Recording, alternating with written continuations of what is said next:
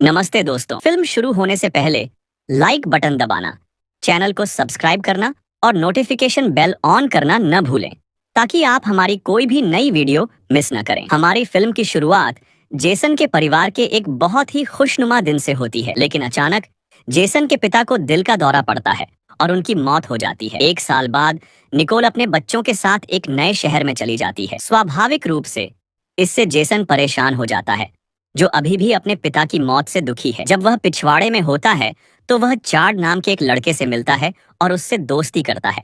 लेकिन जो बात संदिग्ध है वह यह है कि चार्ड एक ऐसी महिला के साथ जुड़ा हुआ है जो उससे बहुत बड़ी है। निकोल जेसन को नए जीवन में समायोजित होने में मदद करने के लिए समझाने की कोशिश करती है, लेकिन उसे लगता है कि निकोल ने उसे अपने दोस्तों और उस जगह से दूर कर दिया है जिसे वह अपनी पूरी जिंदगी जानता था। इसी दौरान उनकी खूबसूरत पड़ोसी कोर्टनी उनका स्वागत करने आती है। जिस पल वह अंदर कदम रखती है, जेसन के प्रति उसकी निगाहें सामान्य नहीं होती।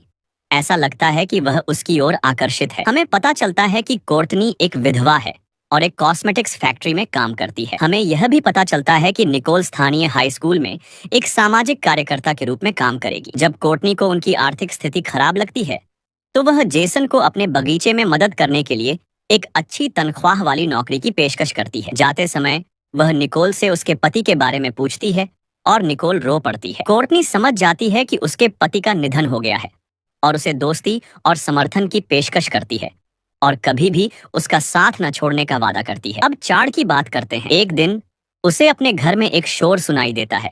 वह देखने जाता है और अचानक उस पर हमला हो जाता है। हमलावर उसके सिर पर मारता है और उसे पूल में फेंक देता है ताकि वह डूब जाए। अगली सुबह जेसन टीवी पर चार्ड की मौत की खबर देखकर चौंक जाता है और अपनी बहन को बताता है कि जब वे पहली बार आए थे तो उसने उससे बात की थी। स्कूल में अपने पहले दिन जेसन की मुलाकात डैनियल से होती है, जो उसे कुश्ती टीम में शामिल होने के लिए प्रोत्साहित करता है। डैनियल नोटिस करता है कि जेसन को एक लड़की पसंद है और उसे बताता है कि उसका नाम क्लारा है, यह बताते हुए कि वह हर कुश्ती मैच में आती है। अभ्यास के दौरान डैनियल को पता चलता है कि जेसन आर्थिक रूप से संघर्ष कर रहा है और सुझाव देता है कि वह कोर्टनी के लिए काम करे जैसे वह करता है। बाद में हम देखते हैं कि जेसन अपने पुराने स्कूल में एक कुशल पहलवान था जिसने आसानी से अपने प्रतिद्वंद्वी को हरा दिया। प्रशिक्षण के बाद क्लारा उससे दोस्ती करती है और वह उसे सप्ताहांत में बाहर घूमने के लिए आमंत्रित करता है। जब वह लॉकर रूम में प्रवेश करता है तो वह एक आदमी को डैनियल पर हमला करते हुए देखता है। जब वह डैनियल से इसके बारे में पूछता है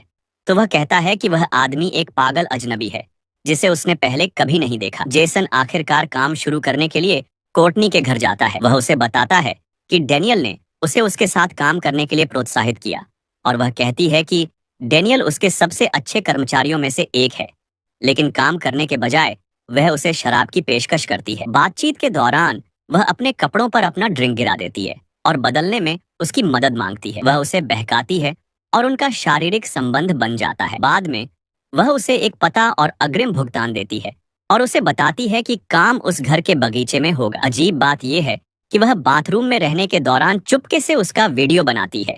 जब उसे पता चलता है कि वह फोन पकड़े हुए है तो वह उसे नीचे रख देती है और उसके साथ शॉवर में शामिल हो जाती है। बाद में वह घर लौटता है और अपनी माँ को बताता है कि कोर्टनी ने काम की तारीख तय की और उसे अग्रिम भुगतान दिया। अगले दिन जेसन उस पते पर जाता है जो कोर्टनी ने उसे दिया था। जैसे ही वह काम करने के लिए तैयार होता है, घर की महिला उसे अनुचित व्यवहार से चौंका देती है और वह भाग जाता है। जब वह कोर्टनी के पास लौटता है और उसे बताता है कि क्या हुआ, तो वह हैरान हो जाती है और सोचती थी कि उसे पहले से ही काम की प्रकृति पता थी।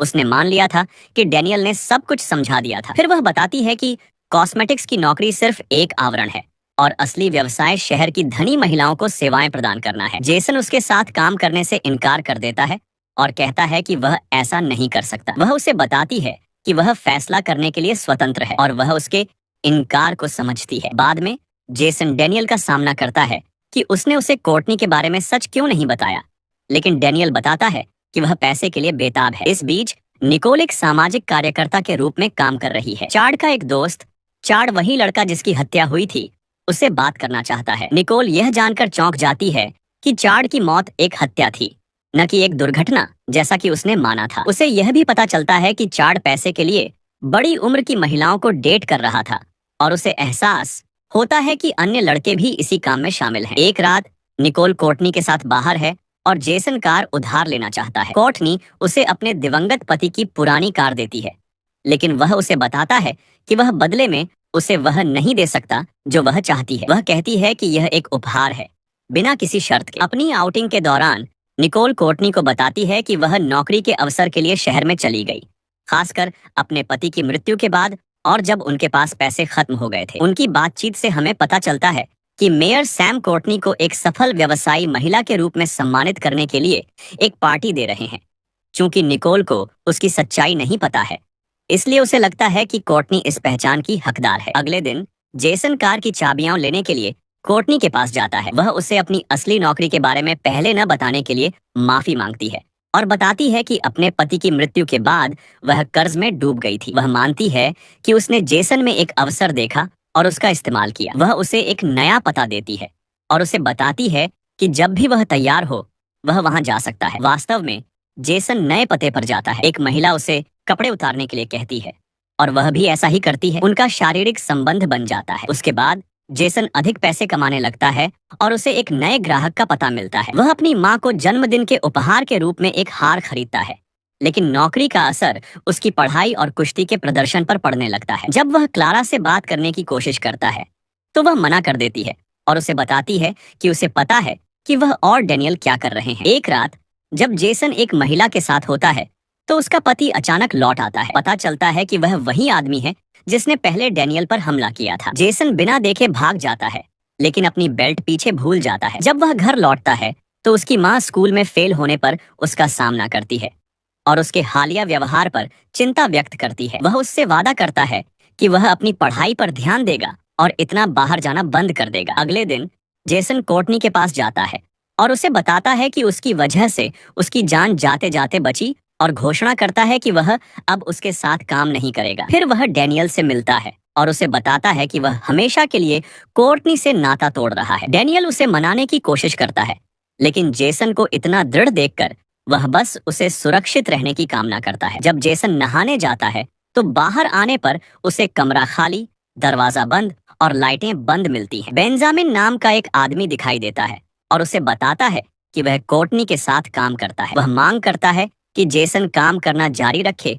और जब जेसन मना कर देता है तो बेंजामिन उसे जान से मारने की धमकी देता है। डर के मारे जेसन काम करना जारी रखने के लिए सहमत हो जाता है। फिर हम निकोल को कोर्टनी की पुरस्कार पार्टी में देखते हैं जो उसके घर पर आयोजित की गई है। इस कार्यक्रम का आयोजन मेयर सैम ने उसके सम्मान में किया था। पार्टी में वे महिलाएं भरी हुई हैं जो कोर्टनी की ग्राहक हैं। एक महिला निकोल को बताती है कि उसका बेटा कोर्टनी के बगीचे में काम करता है और निकोल गर्व से जवाब देती है। कैरन, वह महिला जिसके साथ जेसन था जब उसका पति लौटा था, कोर्टनी को बताती है कि उसके पति को जेसन की बेल्ट मिलने के बाद उस पर शक हुआ और उसने उसे बड़ी रकम देने की धमकी दी, नहीं तो वह उसे बेनकाब कर देगा। इस बीच निकोल कोर्टनी को डैनियल के साथ आपत्तिजनक स्थिति में पकड़ लेती है। बाद में जेसन डैनियल से बेंजामिन के बारे में पूछता है और डैनियल उसे बताता है कि बेंजामिन वह है जिसे कोर्टनी अपने संदिग्ध कामों के लिए इस्तेमाल करती है। उस रात बेंजामिन कैरन को पैसे देने जाता है, लेकिन उसे पता चलता है कि यह नकली है। वह उसे मारने के लिए उस पर हमला करता है, लेकिन वह उसे गोली मारने में कामयाब हो जाती है। घायल होने के बावजूद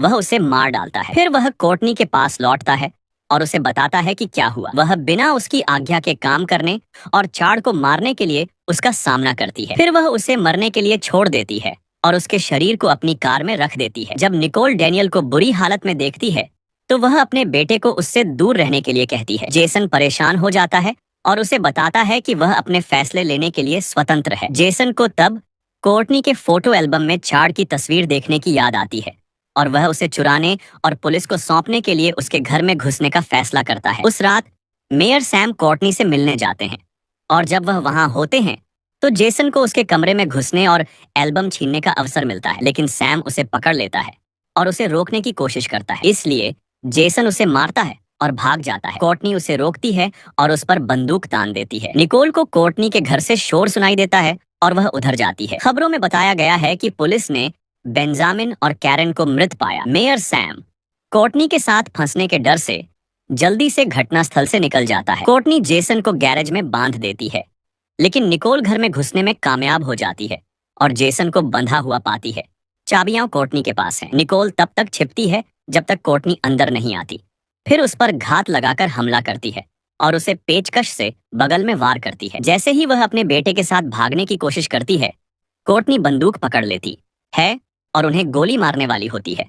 लेकिन जेसन की बहन जस्टिन अपने पिता की राइफल से उसे गोली मार देती है, जिससे उसकी मौत हो जाती है। 6 महीने बाद हम परिवार को अपने पुराने घर में खुशी से रहते हुए देखते हैं और फिल्म वहीं खत्म हो जाती है। अगर आपको फिल्म पसंद आई हो तो लाइक बटन दबाना, चैनल को सब्सक्राइब करना और नोटिफिकेशन बेल ऑन करना न भूलें, ताकि आप हमारी कोई भी नई वीडियो मिस न करें।